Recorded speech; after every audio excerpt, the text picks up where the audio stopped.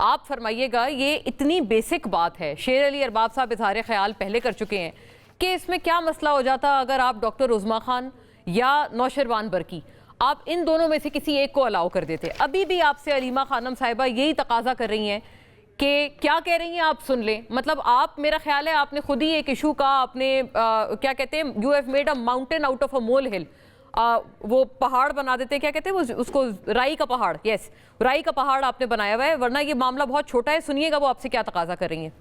हम अपनी ये डील ऑफर करें कि मैं नाम नहीं दूंगी, हम आपको कहते हैं कि आप मुलाकात ना करवाएं, आप वैसे इलाज करवा दें। आप सिर्फ इमरान खान को शिफा इंटरनेशनल में ले जाकर हमारी फैमिली की मौजूदगी में हम उनकी आँख बचाने की कोशिश करना चाहते हैं। जी मलिक साहब, क्या ये मुश्किल डिमांड है पूरी करना? बिस्मिल्लाहिर्रहमानिर्रहीम, बहुत बहुत शुक्रिया मोना साहिबा। मैं इसलिए मुस्करा रहा था क्योंकि शैला साहिबा जब भी बात करती हैं वो हमेशा डंकी की चोट पे बात करती हैं और हकायक को उसी तरह बयान करती हैं जिस तरह हकायक होते हैं। और मैं हमेशा इनकी गुफ्तगू को बड़ा एंजॉय भी करता हूँ और उससे काफ़ी सीखता भी हूँ। तो ये तो हो गया फॉर स्टार्टर्स। लेकिन दूसरी बात जो है वो मैं ये ज़रूर आपको कहूँ कि ये वाकई ऐसी डिमांड है या ऐसी ख्वाहिश है, वो कहते हैं ना कि हज़ारों ख्वाहिशें ऐसी कि हर ख्वाहिश पे दम निकले। यहाँ पे तो देखें, खान साहब खुद कहते थे कि ये तो जेल जाते ही बीमार हो जाते हैं। तो अल्लाह माफ़ करे, अब मकफ़ाती अमल है, अब वो अल्लाह की तरफ से एक बीमारी उनको है। हमने तो कहा सेहत पे सियासत नहीं होनी चाहिए। जब हमारे लीडरान की सेहत तबीयत ख़राब होती थी, फिर किस किस तरह के नारे, किस किस तरह के ताने कसे जाते थे। हमने तो वो भी नहीं कहा, हमने तो वो भी उस हद तक हम गए ही नहीं, क्योंकि हमारी सियासी तरबियत में, हमारी जमात के की जो तरबियत है, हमारे लीडरान की जो तरबियत है वो ऐसी नहीं है। और अब मकफ़ाती अमल ये है कि अपनी अगर उनकी तबीयत ख़राब है तो हम तो दुआगो भी हैं, हम ऑल नेसेसरी पॉसिबल जो असिस्टेंस है मेडिकल असिस्टेंस के हवाले से वो हम उनको बिल्कुल मुहैया कर रहे हैं। मैं आपको ये बताऊं कि उस तमाम तर मामले में, और मामला बड़ा सिंपल था, सेटल हो चुका था, इनकी परसिस्टेंट डिमांड आ रही थी कि अल शिफा आई हॉस्पिटल के किसी बेहतरीन डॉक्टर से कराएं। क्या डॉक्टर नदीम जो हैं वो अल शिफा आई हॉस्पिटल के बेहतरीन जो हैं वो मौलेज नहीं है, वो हेड हैं। इसी तरह पिम्स के जो डॉक्टर आरिफ हैं वो आई केयर स्पेशलिस्ट हैं। इससे पहले भी खान साहब की आंख का वो मुआयना करते आए हैं रूटीन में मेडिकल बोर्ड के अंदर, और वहीं पे उनकी ट्रीटमेंट भी हुई। जब पिम्स उनको लाया गया, जब उन्होंने तकलीफ़ बताई कि मुझे आँख की ये तकलीफ़ है, और उम्र के इस हिस्से में हो जाता है, कोई ऐसी बड़ी बात नहीं है। लेकिन हम ये कहते हैं कि जो भी कैदी है वो रियासत की जिम्मेदारी है, बाशमुल खान साहब। और बाशमुल खान साहब जो है तमाम कैदियों को जो है बेहतरीन तबी सहूलियात मैसर होनी चाहिए, जो कि ऑलरेडी हैं। अब यहाँ पे एक चीज़ है कि जिस पे सियासत की जा रही है वो तमाम तर मामला इसी तरह के जो मोहसिन नकवी साहब ने बयान किया कि इस बात पे भी आमादा हो गए थे कि एक आप फैमिली के मेंबर भिजवा दें और डॉक्टर्स भी लाहौर से आ जाएं। फिर कहा गया डॉक्टर्स तो अभी नहीं आ सकते। हमने कहा आपने बहुत ही पहले ही डिले कर दिया ये तमाम तर मामला, और डिले की वजह अलीमा खान साहिबा ही ज़ाहिरी तौर पे। लेकिन बैरिस्टर साहब, मैं अर्ज प्लीज आपसे करता हूं ताकि सियासत की इसी पॉइंट पे आप मेन मुद्दे का जवाब फरमा दें कि उज़मा खान साहिबा और नौशरवान बरकी, इन दोनों को इजाजत देने में आप लोगों को क्या कबाहत थी? आप लोग अगर यहाँ अलाउ कर देते मामला वहीं सेटल हो जाता। उज़मा खान साहबा का आपने बयान सुना है, जब आखिरी मुलाकात करवाई गई ये सोच के शायद ये सबसे गैर सियासी बहन होगी, मेरे ख्याल से उन्होंने तो सारी बाकी बहनों के भी नंबर काट दिए। और जिस तरह का बयान उन्होंने 2 दिसंबर की मुलाकात के बाद दिया और जिस तरह का एक मनगढ़ंत बयानियां गढ़ने की कोशिश की गई वो आपने भी सुना। मैं तो कहूँगा आप वो दोबारा बयान चलाएं, फिर सुने, अच्छा, और फिर वो हाईकोर्ट के ऑर्डर की वायलेशन वो देखें। उसके बाद आप देखें कि जो कल की उनकी प्रेस कॉन्फ्रेंस है वो भी सोशल मीडिया पे आप अगर देखें तो जिस किस्म के उन्होंने इल्ज़ामात लगाए हैं, भोंडे किस्म के इल्ज़ामात लगाए कि मेरे भाई ने उस वक्त ये बताया कि ये मैंने, मतलब अगर वो वाकई आपका भाई अगर कुछ बता रहा है तो आप क्यों नहीं आके बताएंगी, आप क्यों छुपाएंगी? आपने सेहत के हवाले से आप कहती हैं कि उस वक्त अक्टूबर से मामला शुरू हुआ, मेरे भाई ने कहा मुझे मत बताएं। ये कम से कम ये आपका काम था। फिर तो खयानत आपने की, झूठ तो आपने बोला। फिर आपने अगर वाकईतन बात इसी तरह थी तो बात छुपाई आपने, आपने बात जाहिर नहीं की, और अभी आप फिर ये कह रही हैं कि उनकी सेहत के हवाले से। जी देखें, डॉक्टर नौशरवान जो है वो कोई आई स्पेशलिस्ट तो है नहीं मेरी मालूमात के मुताबिक।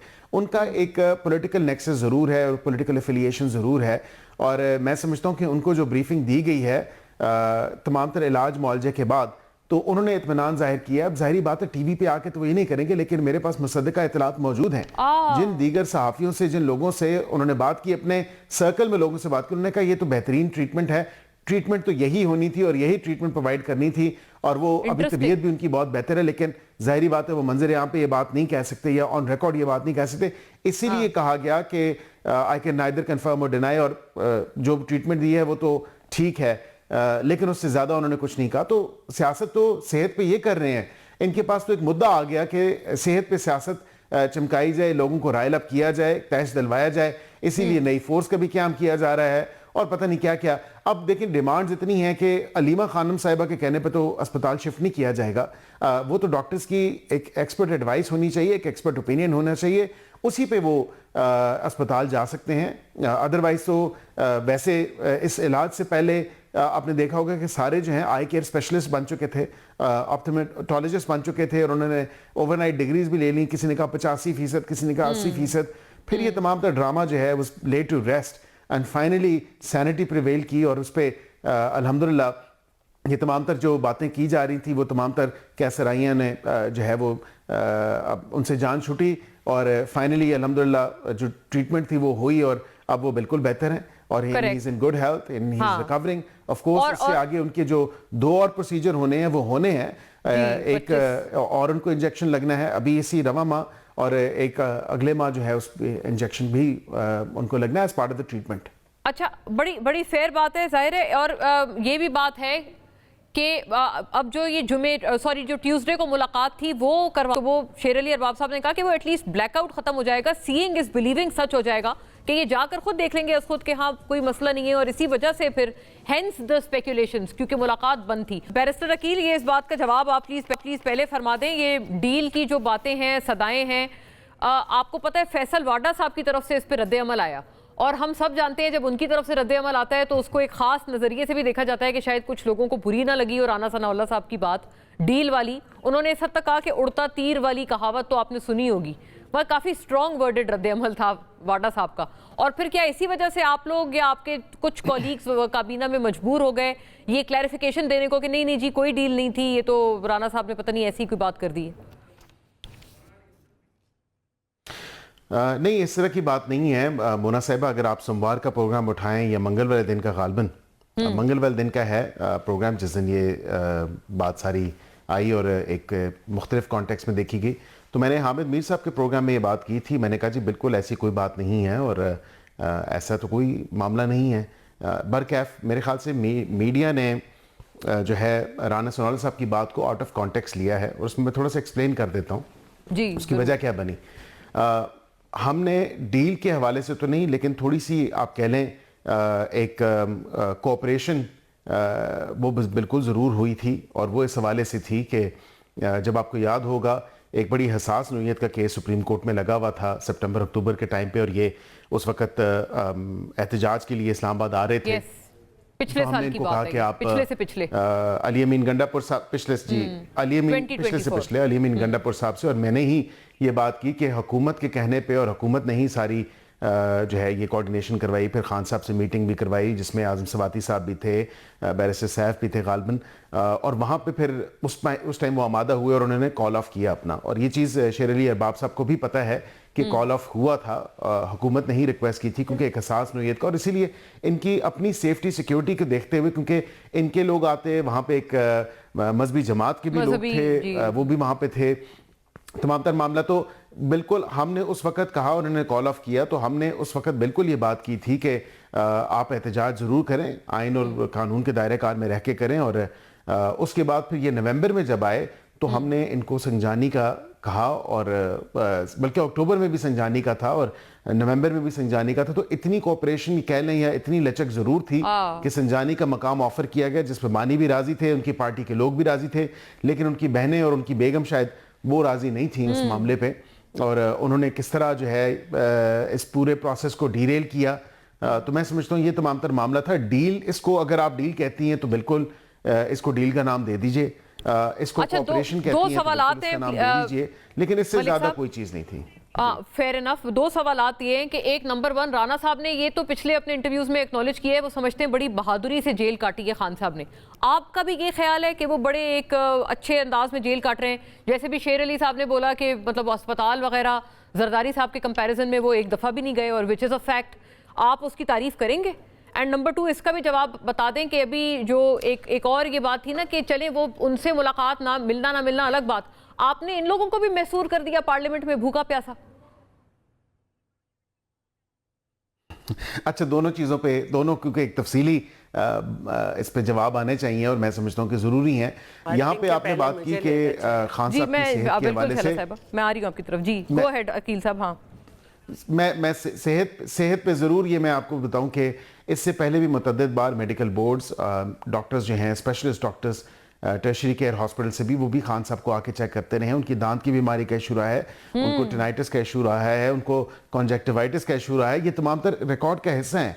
I am not making this up. ये तमाम तर अडयाला के अंदर जो अस्पताल है, मुख्तलिफ ट्रीटमेंट्स उनकी होती नहीं है गाय बगाए। हाँ, ये पब्लिकली अनाउंस नहीं की गई क्योंकि हर पेशेंट का एक I think right to privacy होता है और उसके मेडिकल रिकॉर्ड्स को इस तरह तशहीर नहीं करनी चाहिए मीडिया के ऊपर या अदरवाइज, चाहे वो मुल्क का वजीर आज़म ही क्यों ना हो। दूसरी बात है कि आपने जो पूछा इस हवाले से मैसूर होने का पार्लियामेंटेरियंस भूखे प्यासे, मैसूर होने का पार्लियामेंट में, तो वो सीसीटीवी फुटेज जारी हो चुकी है। जो पराठे और जो सेवर फूड के पुलाव वगैरह उड़ाए जा रहे थे वो सबने देखे हैं। जुमे के दिन मैं आपको जुमे का शेर अली साहब हंस भी रहे हैं, आपको करेक्ट भी कर रहे हैं। जी, मैं यही तो कह रहा हूँ, वो देख लें सीसीटीवी। और मीडिया के, मैं आपको ये भी बता सकता हूँ कि मीडिया के लोग भी कुछ वहां पे मौजूद थे। नहीं, भूख देखे ना आप, भूख हड़ताल की बात नहीं। मैं आपको ये भी बता दूं कि उस वक्त असल में जो सिचुएशन थी, ये वहां पे धरना देना ही नहीं चाहते थे। बैरिस्टर मैन नियाजी ऑन रिकॉर्ड कह चुके हैं, उन्होंने कहा कि एचएक्स साहब ने कहा कि धरना देना नहीं चाहिए हमें, लेकिन फिर भी धरना हुआ। पहले कहा गया कि जी धरना ख़त्म कौन कराएगा, उन्होंने कहा एचएक्स साहब और यही लोग करवाएंगे, लेकिन धरना दिया किसने? तो जब आप कर देते हैं, सबलेट कर देते हैं या सब कॉन्ट्रैक्ट कर देते हैं पार्टी के सारे अफेयर्स को, लीडर ऑफ द ऑपोजिशन की सीट्स को, तो फिर यही होता है।